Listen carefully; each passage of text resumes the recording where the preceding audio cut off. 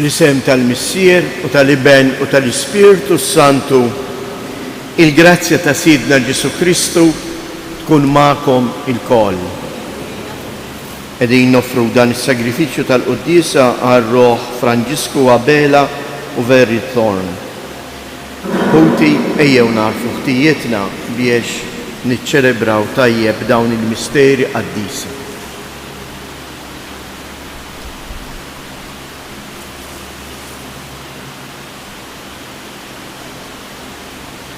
Mulej ħniena, Kristu ħniena, mulej ħniena. Iħenna lina Alla li jista' kollox jaħfrilna d-dubjietna u jwassalna għal ħajja ta' dejjem. Nitolbu. U Alla li tħares lil min jittama fik, mingħajrek xejn ma jiswa xejn ma hu qaddis. Kattar fuqna il-ħniena tiegħek u kunent li taħkem fuqna u tmexxina ħalli ninqdew tajjeb bil-ġid li jgħaddi, hekk li narfu norbtu ruħna minn issa mal-ġid li jibqa' l dejjem. Bibnejk Ġesu Kristu Sidina li hu Alla u li miegħek jgħix wisaltan flimkien mal-Ispirtu Santu għal dejjem ta' dejjem.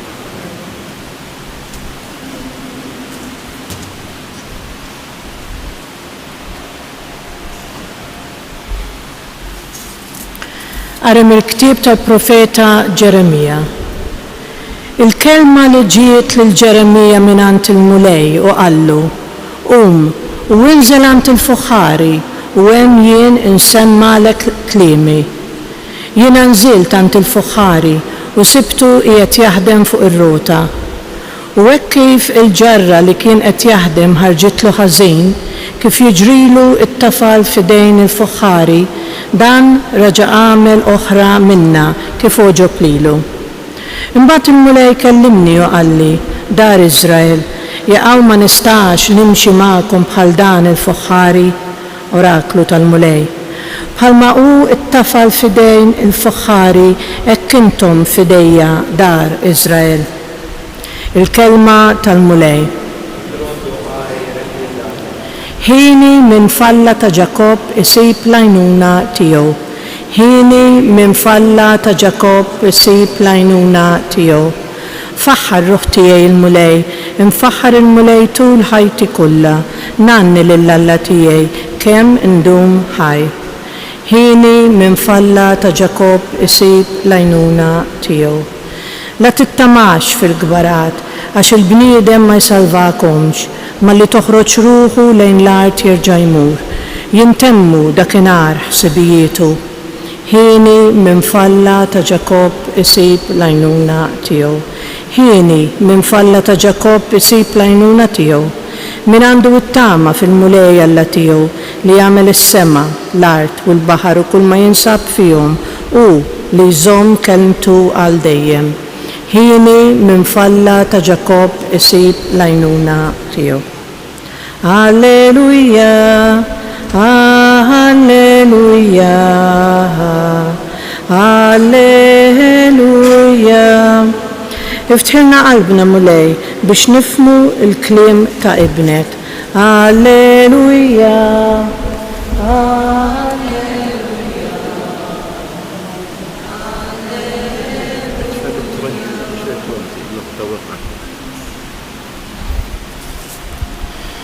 Il-mulej magħkom. Qari mill-Evanġelju skont San Mattew. F'dak iż-żmien Ġesu qal lid-dixxipli tiegħu: tixbaħ ukoll is-saltna ta' smewwiet lil xibka mitfuqa il-baħar li fija jinġabar minn kollox. Meta timtela mix-xatt u joqogħdu bil-qiegħda jiġbru fil-kannestri dak li hu tajjeb u jarmu l-ħażin. Hekk jiġri fit-tmiem id-dinja. L-anġli joħorġu u jifirdu l-ħżiena mill-ġusti u jixtuhom fil-ħuġġiġa tan-nar. Hemmhekk ikun hemm il-biki u t-tażżejs ta' snien. Kollu fimtuh dan? Iva qalulu u hu qalilhom. Għalhekk kull kittieb li jkun sar dixxieplu tas-saltna ta' smewwiet jiġbaħ lil wieħed sejt li mill-ħażna tiegħu joħroġ sewwa il-ġdid u sew il-qadim. Meta imbagħad Ġesu temm dawn il-parabboli telaq minn hemm. Il-kelma tal-mulej.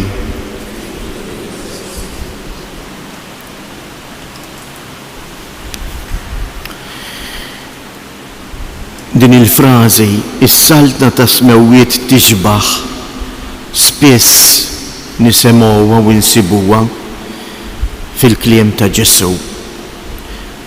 U s-saltna ta' smewwiet x'inhi? Mhijiex is-saltna ta' meta ħammorru is-sema. Is-saltna ta' smewwiet hija dawk kollha li jagħmlu it-tajjeb. Min issa? Għax it-tajjeb hawnhekk irridu nagħmluh, mhux ħin immutu. Aħna l-kol kemm aħna qegħdin f'mixja lejn is-sema. U għalhekk diġà qegħdin ngħixu minn qabel dak li se nsibu fis-sema. Għax fis-sema x'hemm? Fis-sema hemm il-preżenza ta' Alla u dawk li huma maqudin miegħu jgħixu fil-għena ta' dejjem. Fatti aħna fit-talba li ngħidu għall-erwieħ tagħna x'ngħidu? Jistrieħu fis-sliem. Imma kemm isaba xi ħaġa sabiħa u importanti li jien anke dawn il-jiem, anke dawn l-4 ijiem li għandi hawnhekk fuq din l-art naraf ngħixhom fis-sliem. Fil-preżenza ta' Alla, fl-imħabba ta' Alla lejja. U din tintwera eżies minn kemm jiena wint kapaċi nirrispettaw u ngħinu lil xulxin. Jien niġi l-Knisja biex dak li ngħix hawnhekk meta s-saċerdot jgħidli morru fil-paċi ta' Kristu ma jfissirx spiċċat kollha il-quddiesa spiċċat issa mur il-barra u għamel li trid. Imma jfisser dak li inti għext hawnhekk mur għejxu hemm barra. Kompli jgħixu id-dar tiegħek. U x'qegħdin ngħixu hawnhekk waqt il-quddiesa? Ħansemmi ftit punti sempliċi. L-ewwel qabel kollox bdejna u l-Alla għedna stqarrejna quddiem xulxejn li l-kol kemm aħna midinbin. U tlabnieh jaħfrilna. U l-mulej jagħtina l-ħnina tiegħu. U dan għalfejn għamlu. Biex issa jien inkun kapaċi x'in noħroġ il-barra mill-bib tal-Knisja nuri ħnina anke mal-oħrajn.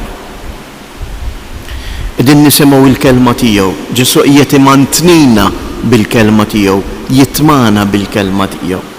Għalfejn dan?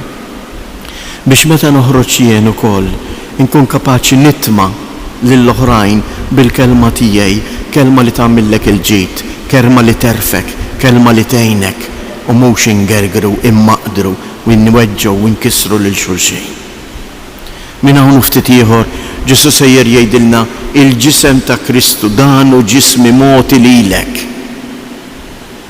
Biex meta noħroġ xejn minn hawn barra nitgħallem ukoll naqsam ħajti mal-oħrajn. Ejjew nitolbu l-mulejjek biex jagħtina l-grazzja permezz tal-Ispirtu tiegħu ngħixu tassew minn issa fis-sliem tas-saltna tiegħu.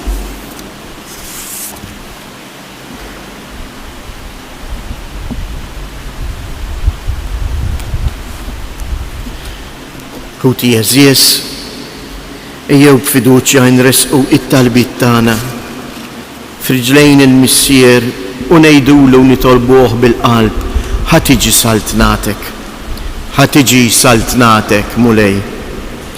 Nitolbu għall-komunità nisranija sabiex permezz ta' ġesti kontinwi ta' ħniena ta' maħfra u ta' modrija tkun sinjal ħaj tal-preżenza ta' Alla fostna. Nitolbu ħadd tiġi saltnatek mulej. Għal popli kollha, partikolarment dawk li huma imwarba jew għadhom qatt ma semgħu bi Kristu. Sabiex isibu persuni li jdewquhom l-imħabba ta' Alla. Nitolbu għalina il-koll, sabiex minkejja il-kontradizzjonijiet li fihom aħna ngħixu, forsi anke l-fallimenti, il-biżat, il-qtuħ il-qalb tal-ħajja ta' kuljum, ma nejjew qatt namlu it-tajjeb, nitolbu.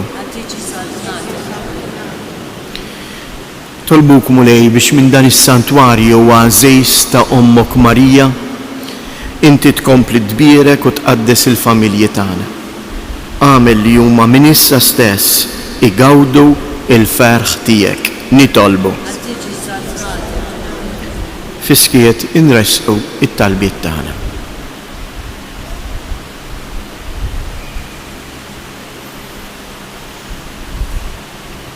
Naddaf mulej il-qlub tagħna u mexxi il-passi tagħna fit-triq tas-sliem u l-paċi tiegħek. Int li tgħix wis-saltan għal dejjem ta' dejjem.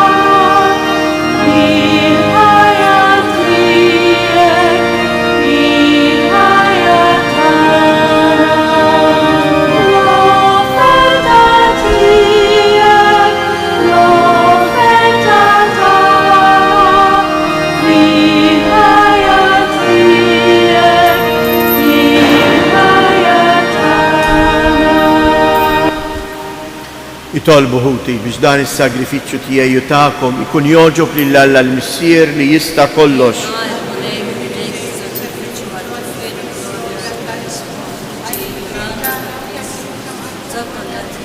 Il-qamulej l-offerti li qegħdin nagħmlulek mill-ġid li inti tajtna bit miftuħa.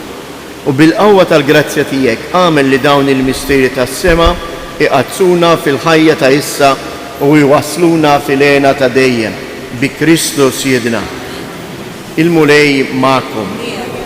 Nerfgħu qlubna il-fuq. Niżżuħajr lill-mulej Alla tagħna. Sewwa u xieraq tas-sew missier qaddis tajjeb u taġid tas-salvazzjoni tagħna li dejjem u kull imkien inroddulek ħajr bibnek il-għażiż Ġesu Kristu. Il-verb tiegħek li bih għamilt kollox u li jinti battulna bħala Salvatur u feddej, magħmul bniedem mill-Ispiritu Santu u imwielet minn Marija Verġni. U għatemm ir-rieda tiegħek u kiseb għalik poplu qaddis, u fil-passjoni tiegħu fetaħ idejh fuq is-salib biex iħolna mill-irbit tal-mewt u jurina il-qawmien għal-ħajja. Għalhekk flimkien mal-anġli u l-qaddisin kollha inxandru l-glorja tiegħek u bleħen wieħed intennu. Qaddis, qaddis, qaddis, mulej Alla tal-eżerċti, ismewwiet u l-art mimlija bil-glorja tiegħek, osanna fl-ola ta' smewiet, imbierek minn ġej fisem il-mulej, osanna fil-oli ta' smewiet. Qaddis ta' sewint mulej, inti lajn ta' kull qdusija. Qaddis għalek nitolbu dawn l-offerti bil-barka tal-Ispirtu tiegħek biex isiru għalina il-ġisem u id-dehem ta' Siedna Ġesu Kristu. Li meta kien se jingħata biex mir-rajħ ibati ħaj il-ħobs, radd il-ħajr, qasam, tal id-dixxiepli tiegħu u qal: ħudu u kulu il-koll minn dan, għax dan huwa ġismi li jingħata għalikom.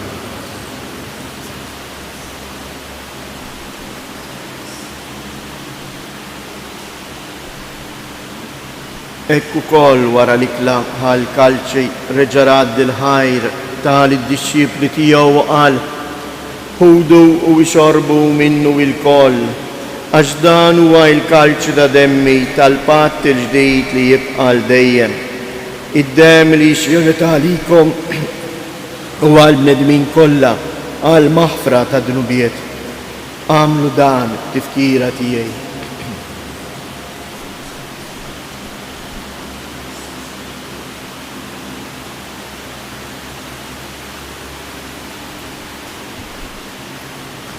Danu il-misteru tal-fidi inħabru l-mewt tiegħek mulej, inxandru bil-ferħ il-qawmin tiegħek, nistennewk sama tiġi fil-glorja.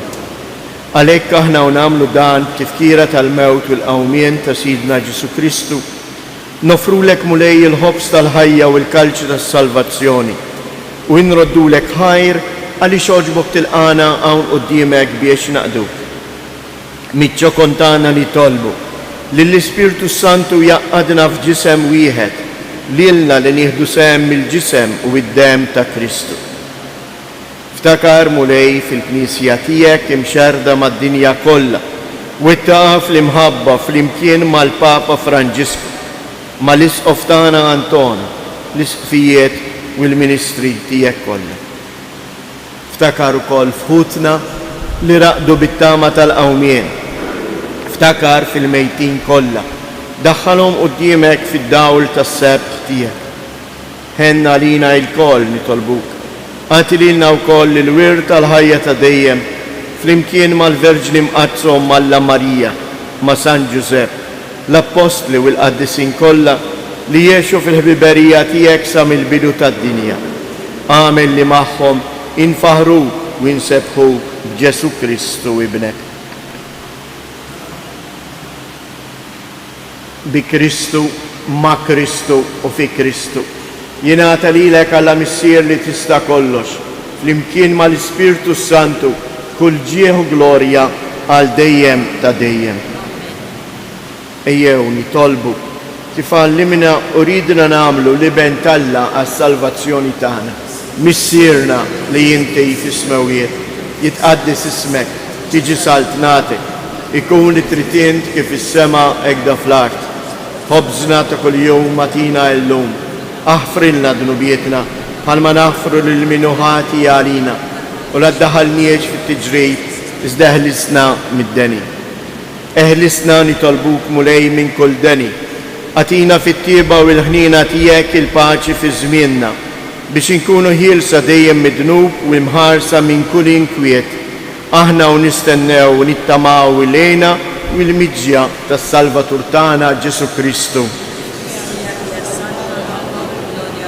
Mulej Ġesu Kristu li jgħid lill-Apostli tiegħek inħallilkom isliem nagħtikom isliem tiegħi la tħares lejn dnubietna, iżda ħares lejn il-fidi tal-Knisja tiegħek. Għatija isliem u laqda li jien trid fija, int li tgħix wis-saltan għal dejjem ta' dejjem. Il-paċi tal-mulej tkun dejjem magħkom. Għatu l-paċi lil xulxin.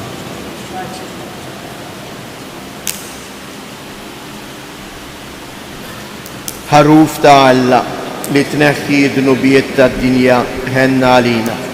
Ħaruf ta' Alla li tneħħi dnubiet tad-dinja ħenna għalina.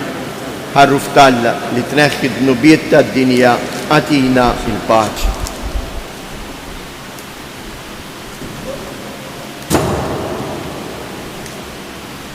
Danu il-ħaruf ta' Alla, danu li jneħħi dnubiet tad-dinja. Ħen jindawk li huma mistiedna għall-ikla tal-ħaruf.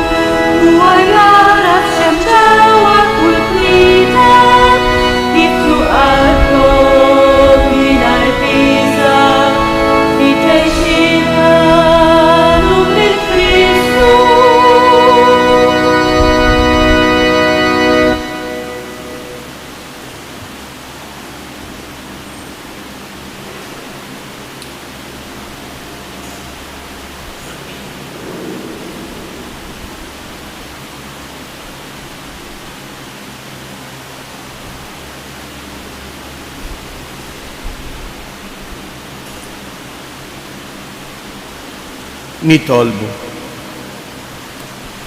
Arbinna mulej bis-sagrament tas-sema li hu t-tifkira għal dejjem tal-passjoni ta' ibnek. Għamel li dan id-don li hu tagħolna bimħabba bla qies ikun jiswa għas-salvazzjoni tagħna bi Kristu siedna. Nixtieq nagħmilkom avvejs importanti. Għada Monsignor Isqof sejjer ifakkar hawnhekk qudiesa f'dan is-santwarju għażiż l-anniversarju mill-mewt ta' Dun Mikiel Attart, il-qaddej ta' Alla. Hawnhekk il-qudiesa sejra tkun fit-8 ta' filgħaxija u se tkun ukoll imxandra fuq Xejk TV għal benefiċċju tal-morda. Imbagħad is-Sibt jum l-anniversarju mill-mewt ta' Dun Mikiel il-qudiesa ta' 8:30 biħsieb rigward dan il-qaddej ta' Alla u jkun hawn l-adorazzjoni sa nofsinhar b'riflessjonijiet miktubin mill-istess qaddej ta' Alla Dun Mikiel Attart. Il-mulej magħkom. Iberikkom Alla li jista' kollox, il-Missier, l-Iben u l-Ispiritu Santu. Morru u għejxu fil-paċi ta' Kristu. Nejdu flimkien 3 Ava Marijiet l-Omna Marija, Slima lik Marija, bil-grazzja mimlija l-mulej miegħek, imbirka inti fost in-nisa, imbirek il-frott tal-ġuf tiegħek Ġesu. Slima lik Marija, bil-grazzja mimlija l-mulej miegħek, imbirka inti fost in-nisa, imbirek il-frott tal-ġuf tiegħek Ġesu. Slima lik Marija, bil-grazzja mimlija l-mulej miegħek, imbirka inti fost in-nisa, imbirek il-frott tal-ġuf tiegħek Ġesu.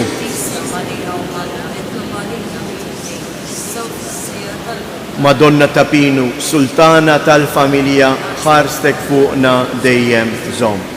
Il-ġurnata tajba.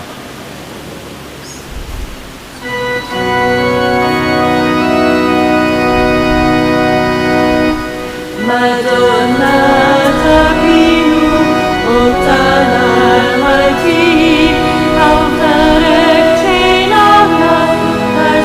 żomm.